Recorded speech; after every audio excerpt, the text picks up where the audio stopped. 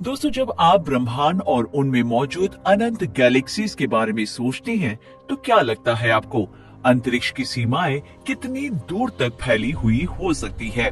इस पर अगर आपको सिंपल गेस करना होगा तो आप यही करेंगे कि हमारे सौर मंडल के अंत तक फैली हो सकती है, ठीक वहां तक जहां आखिरी ग्रह नेपच्यून मौजूद है ना? लेकिन क्या हो अगर आपको पता चले कि हमारे सोलर सिस्टम और मिल्की वे की सीमाओं से भी कहीं दूर एलियन दुनिया मौजूद है? क्या ब्रह्मांड की गहराई में ऐसे ग्रह छिपे हुए हैं जिनमें से कुछ में रहा जा सकता है और कुछ पर ठोस बर्फ की परतें हैं? वैसे आपको बता दें कि न सिर्फ प्लैनेट बल्कि एस्टेरॉइड्स, गैलेक्सीज और डार्क मैटर भी है जो दिखते नहीं लेकिन एनर्जी को बाहर निकाल रहे हैं। तो असल में जो ब्रह्मांड को बनाते हैं वो सिर्फ उन ग्रहों की कंपोजिशन नहीं है जिनके बारे में हम जानते हैं, ना ही एस्टेरॉइड शावर्स है जिनके बारे में हम सुनते या देखते हैं, बल्कि ब्रह्मांड की गहराई में और भी ऐसा बहुत कुछ है जो अरबों सालों से इधर उधर घूम रहे हैं। लेकिन वो सब है क्या?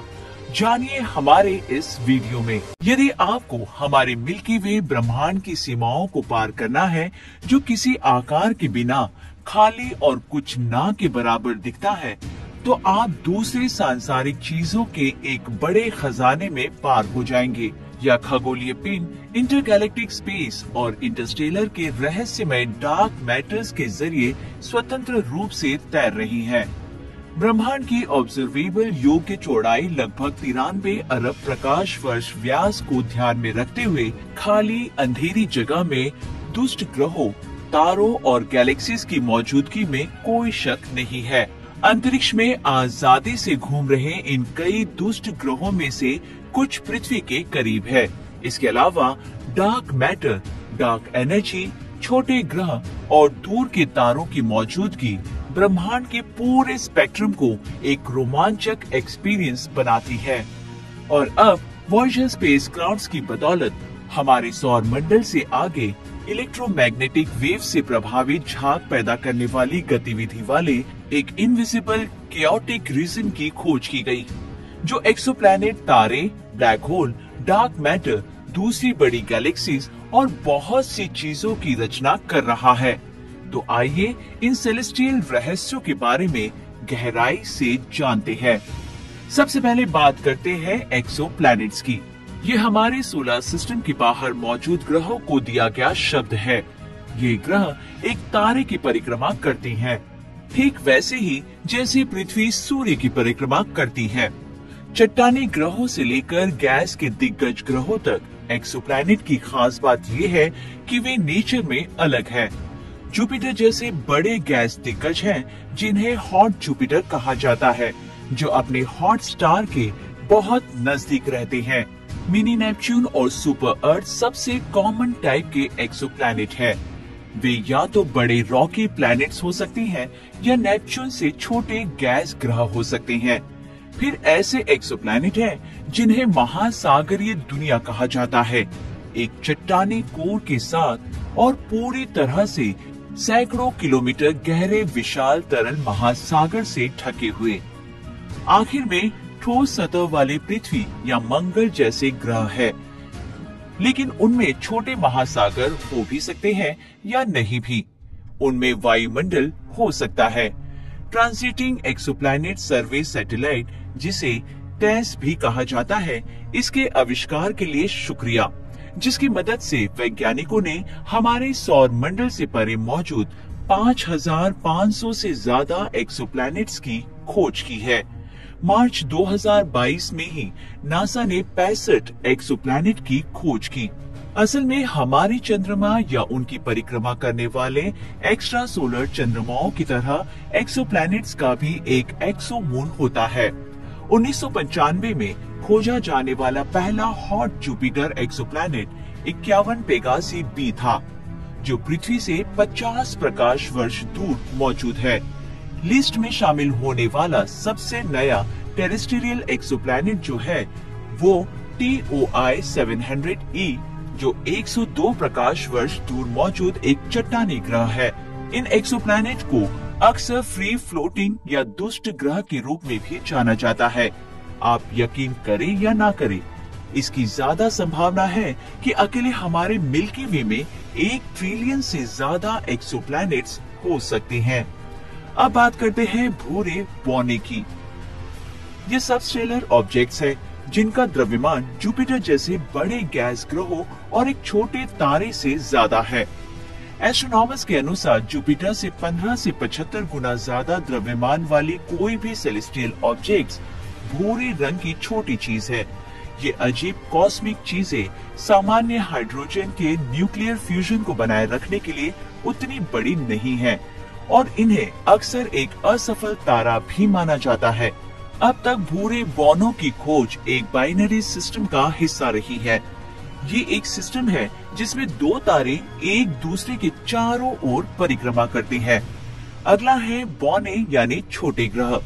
ये सेलेस्टियल ऑब्जेक्ट्स आकार में लगभग गोलाकार वाले ऐसे ग्रह हैं जो एक तारे की परिक्रमा करते हैं और अक्सर उनके पास धूमकेतु, एस्टेरॉइड्स या अन्य छोटे ग्रह होते हैं। चूंकि वे आकार में छोटे होते हैं, ऐसे में बौने ग्रहों में अपने ऑर्बिट में पाए जाने वाले आसपास की चीजों को खींचने के लिए जरूरी गुरुत्वाकर्षण खिंचाव की कमी होती है। इंटरनेशनल एस्ट्रोनॉमिकल यूनियन के अनुसार सौर मंडल में ऑफिशियल तौर पर 5 छोटे ग्रह हैं: प्लूटो, एरिस, सेरेस, माके और होमिया। मजेदार बात तो ये है कि हमारे सौर मंडल का हर छोटा ग्रह असल में पृथ्वी के चंद्रमा से छोटा है। हमारा चंद्रमा लगभग 1080 मील की त्रिज्या के साथ पृथ्वी की चौड़ाई के 1/3 से भी कम है। इसीलिए करंट सिनेरियो में सौर मंडल में सैकड़ों और हजारों छोटे ग्रह मौजूद हो सकते हैं। लिस्ट में अगला है गैलेक्सीज। गैलेक्सीज गैस, धूल, तारों और उनके सौर मंडल का एक बड़ा कलेक्शन है। गुरुत्वाकर्षण द्वारा एक साथ बंधी हुई गैलेक्सीज शेप और साइज में अलग होती हैं। 8 गैलेक्सीज टाइप्स को उनके आकार के अनुसार कैटेगराइज किया गया है, जिसमें spiral galaxies, elliptical galaxies, lenticular galaxies, irregular galaxies, active galaxies, Seyfert galaxies, quasars और ब्लेजर शामिल हैं।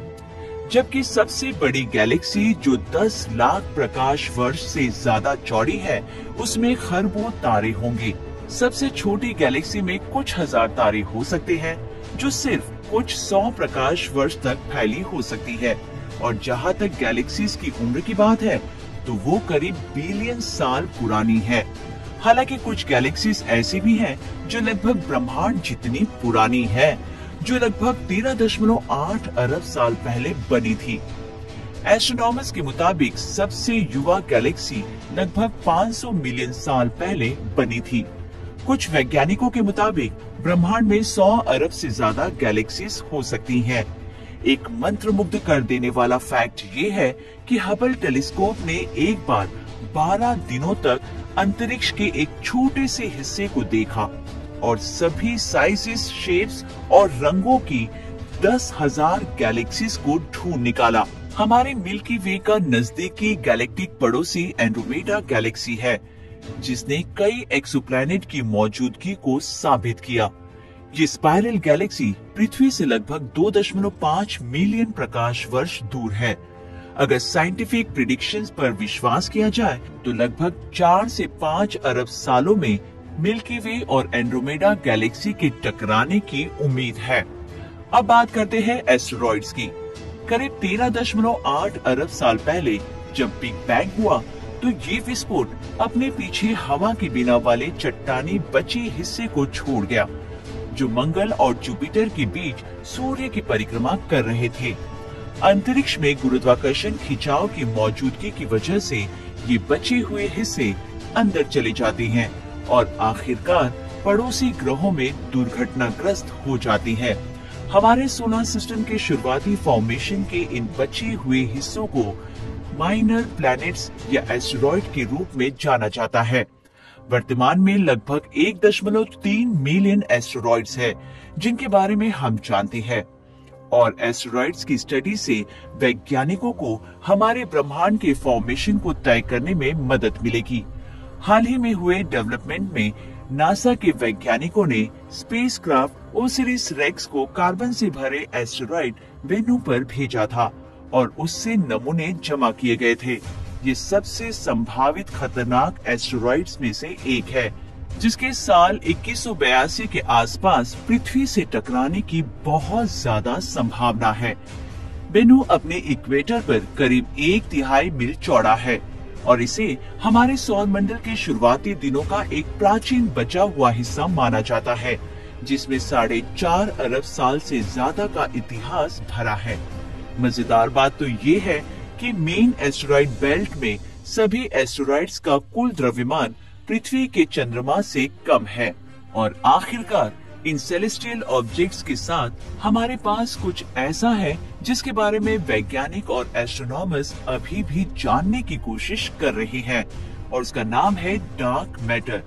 इसे आसान शब्दों में समझने के लिए ब्रह्मांड के दायरे में मैटर को ऐसी किसी भी चीज से परिभाषित किया जाता है जो द्रव्यमान रखती है और जो जगह को घेरती है, ग्रहों, चंद्रमाओं, सितारों और बाकी सभी चीजों की तरह।